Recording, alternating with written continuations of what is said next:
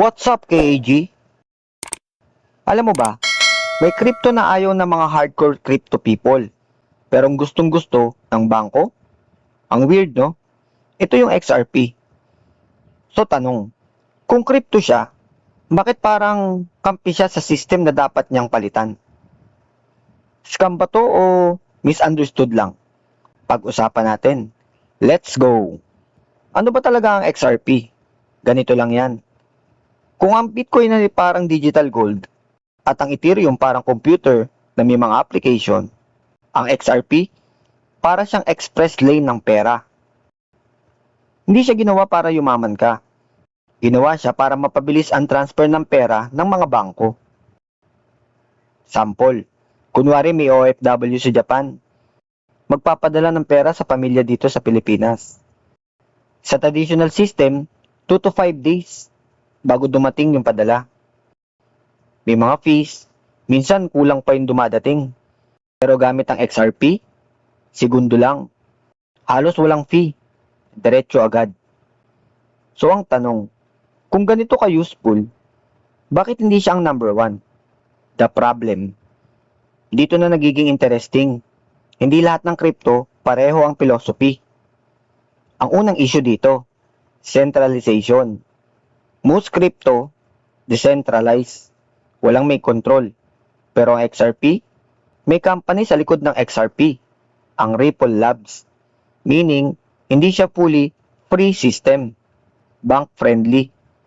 Crypto was built para tanggalin ang middleman. Pero ang XRP, ginagamit ng bangko.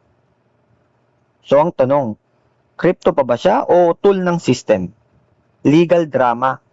May malaking kaso, kahit dati pa. Yung US Security and Exchange Commission laban sa Ripple.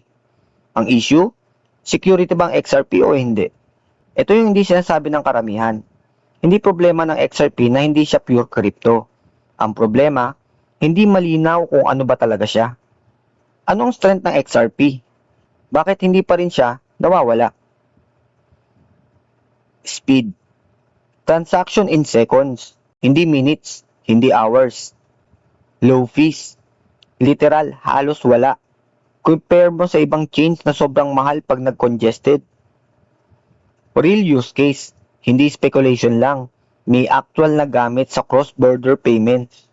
Most crypto projects, idea pa lang.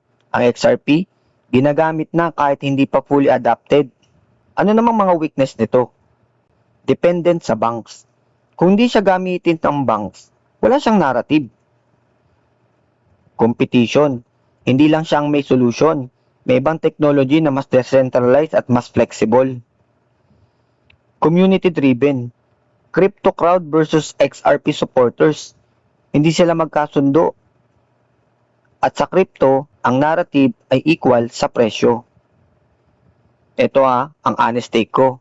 Hindi ko siya tinitignan bilang next Bitcoin. Hindi rin siya yung pang-hype.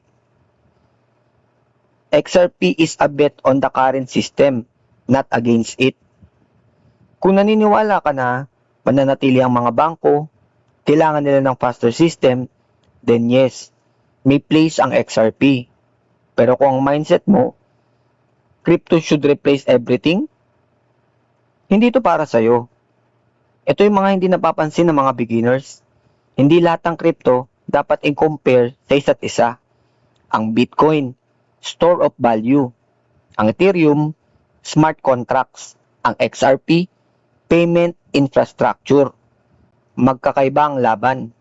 Kaya mali ka kung sinasabi mong mas maganda si ganito kasi may ganito. Ang tanong dapat, anong problema ang sinosolve nila? At kailangan ba yan ng mundo? Sa part na to, kung ikaw, papasok ka ba sa XRP? Comment mo yes or pass. Alam nyo ba, na ang XRP transaction umaabot lang ng 3 to 5 seconds.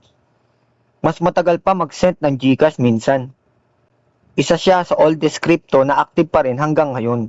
So ngayon, alam mo na, ang XRP hindi siya simple. Hindi siya hero, hindi rin siya kalaban. Isa siyang tool na depende kung paano gagamitin ng mundo. Ito ang tanong, kung ikaw ang pipili, System ba o revolution? Game on!